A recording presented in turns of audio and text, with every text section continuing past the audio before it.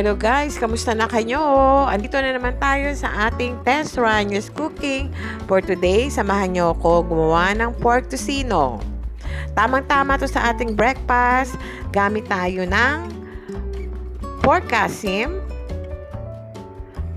half a cup of pineapple juice, 1 head garlic. So, chinap ko to. 3 tablespoonful of oyster sauce.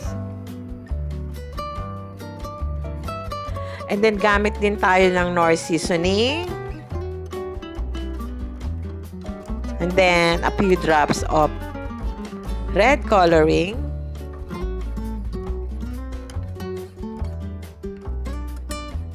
And then, soy sauce.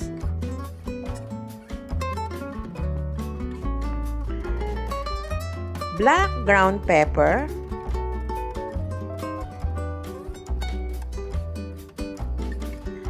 and then a half teaspoon of salt,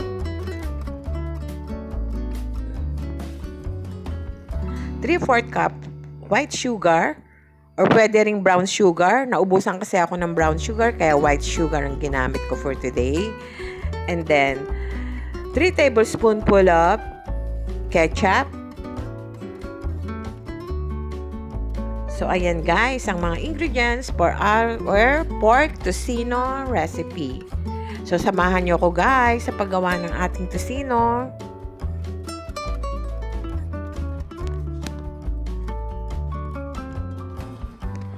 So, let's start guys.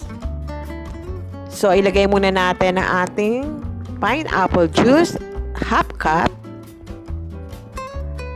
Then, our teaspoon of salt. Black ground pepper, sugar,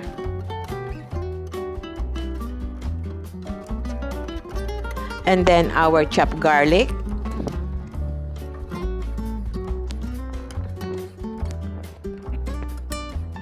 our oyster sauce,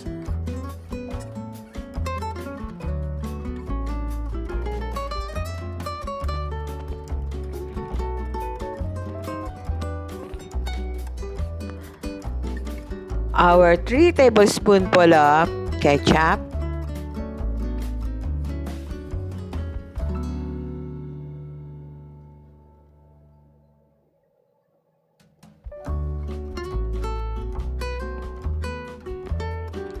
so maglagay din tayo ng ating 3 tablespoonful of Knorr food seasoning. So baka namang Knorr, baka namang may bonus ako sa'yo.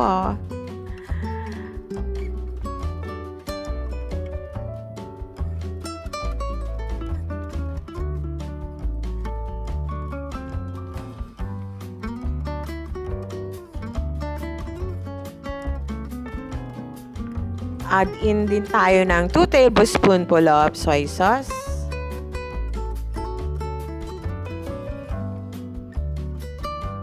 So, let's just mix it all together.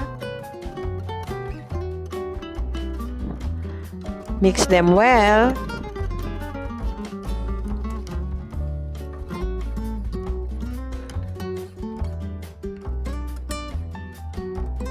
Pwede din kayo gumamit ng whisker.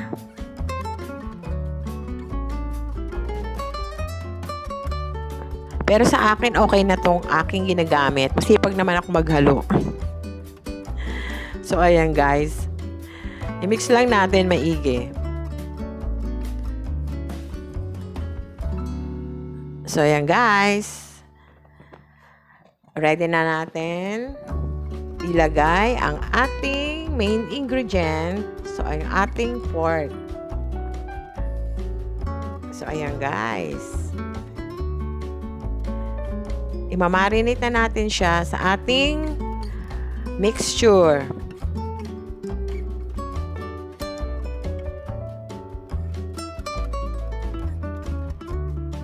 Lalagay lang ako ng gloves, guys.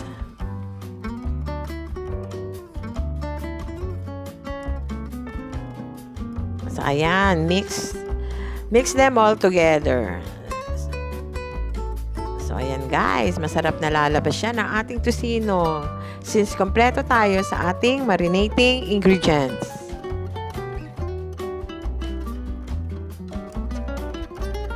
So guys, para na maging attractive ang ating tocino, maglagay tayo ng a few drops of red coloring. So ayan, a few drops lang guys. Or pwede rin kayo gumamit ng atsuete powder or atsuete. Pakuluan nyo sa mainit na tubig and then ang katas nyo, pwede nyo rin ilagay. So, for me, gumamit lang ako ng a few drops of food color. So, ayan guys, i-mix natin. Diba? Mas maganda kung makulay siya. So, konti lang naman yung nilagay ko guys. So, i-marinate lang natin. Sa akin, i-marinate ko lang siya ng 24 hours kasi gusto na nilang matikman ng aking tocino for breakfast. So, yung iba naman, minamarinate nila ang kanyang tocino ng 2 to 3 days. Pero sa akin, overnight, pwede na siya. Masarap na ang kalalabasan niya.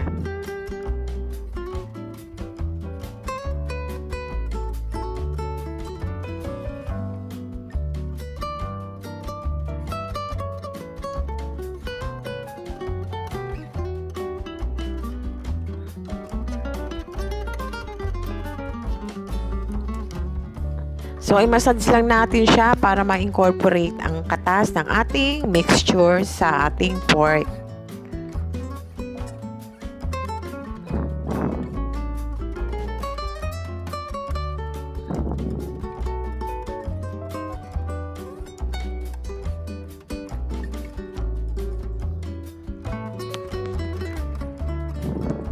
So, ilipat lang natin siya sa isang Tupperware.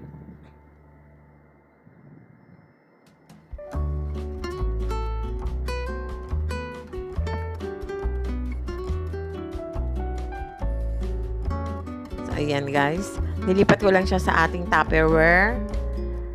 And then, ilalagay ko siya sa chiller ng 24 hours or overnight.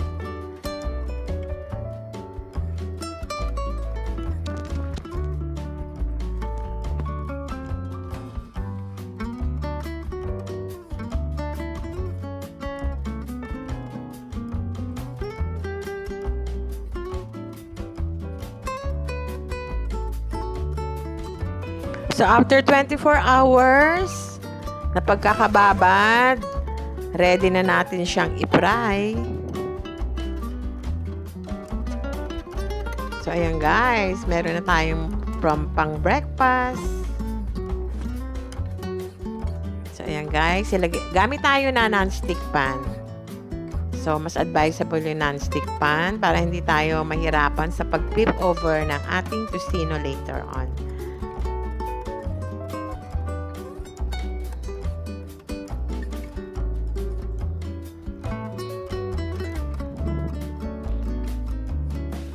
So, ayan guys, ang sarap-sarap na niyan for 24 hours na nakababad sa ating marinating mixture.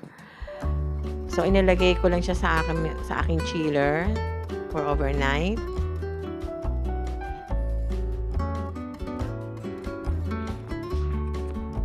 Maglagay lang tayo ng half cup water.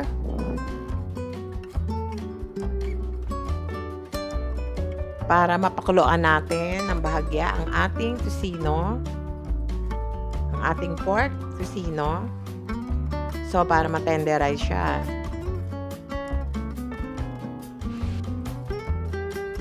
So, it's starting to boil. Pwede rin natin siyang takpan, guys.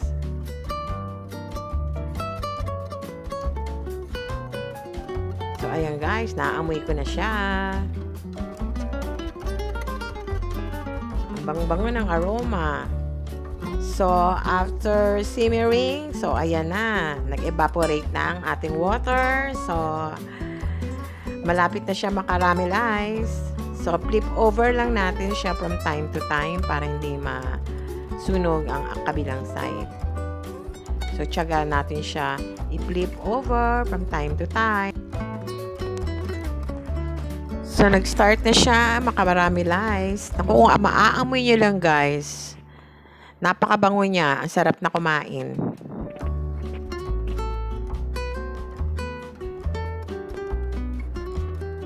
So, nag-umpisa na siya mag-caramelize dahil sa ating sugar. Sa akin, gusto ko toast siya ng konti. Sa paglalagay ng sugar, depende sa panlasa nyo yun. Kasi dito, may oldies kasi. So, naglagay lang ako ng konting oil para maging shiny siya. Actually, may oil na kasi dyan sa ating pork tocino. Kaya nag-add lang ako ng konti. So, ayan guys, napakabunga na niya. Nagpupuntahan na sa likod ko ang aking mga abangers. So, ayan na. Ang ating pork tocino. Teternohan natin siya ng garlic rice or sinangag. And of course, ng sunny side up na eggs. So, ayan, tamang-tama yan sa ating breakfast. Actually, kahit di sa breakfast, kahit sa pangtanghalian, panghapunan, pwede ninyo itong iulam. Wala itong pinipiling oras. So, gawin nyo na to guys. I'm sure matutuwa sa inyo ang mga kakain nito. Napakasarap ito guys. Ayan guys, medyo toast siya ng konti. Yan, sa akin kasi gusto ko mas brown siya ng konti. Parang gusto ko ba yung parang ma-reach ko yung caramelized na texture. So, ayan guys. Pwede na natin i-off ang ating heat. So, actually, may gagawa. Magpa-fry pa ako ng another batch. Kaya lang, hindi ko na siya papakita kasi baka mainip kayo. So, ayan na ang ating pork tocino. So, this time, gagawan ko kayo ng garlic rice or sinangag. So, dito ko prinito ang ating pork tocino, kaya ang flavor mapupunta sa ating garlic rice.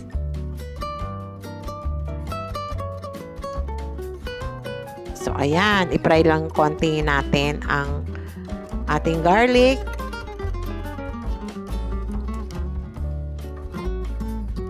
So, ayan na ang ating white rice.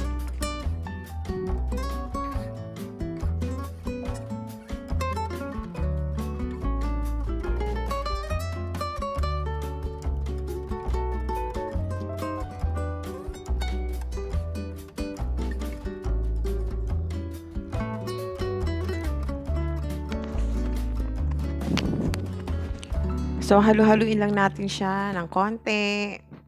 So, ayan guys. Makikita nyo, nagbabrown siya. Yan kasi ang pan na pinagprituhan natin ng ating pork tocino.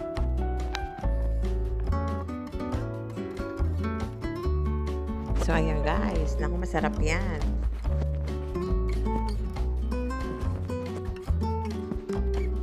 So, halo-halo lang ng konti guys.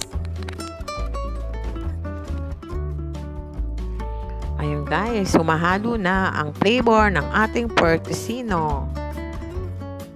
Dahil as I've said, dyan ko nga prinito ang ating tocino.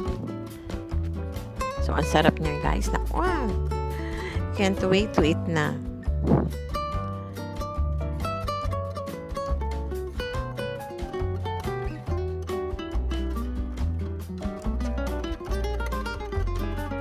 So, halo pa more.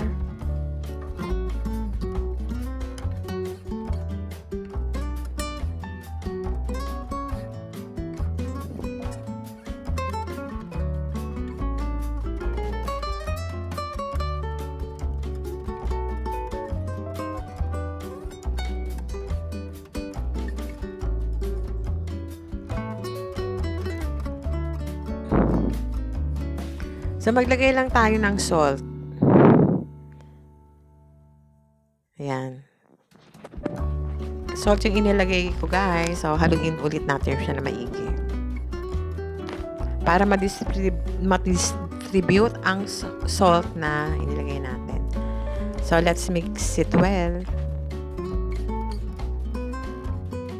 So, ayan guys, malapit na maluto ang ating garlic rice. So, saan pa kayo? May tocino na, may pork tocino na, may garlic rice pa, at lulutuan ko pa kayo ng sunny side up eggs. And then, dapat may kahalo din yan ng ating veggies. So, maghihiwa din ako ng tomato. Masarap din yan sa tocino, garlic rice, sunny side up egg para kompleto ang set of breakfast meal natin. So, ayan na siya guys. Ang ating pork tocino with garlic rice, tomatoes, and sunny side up egg. So, ito na ang the best part of my vlog. So, tikman na natin ang ating pork tocino. So guys, amoy pa lang, ang sarap na.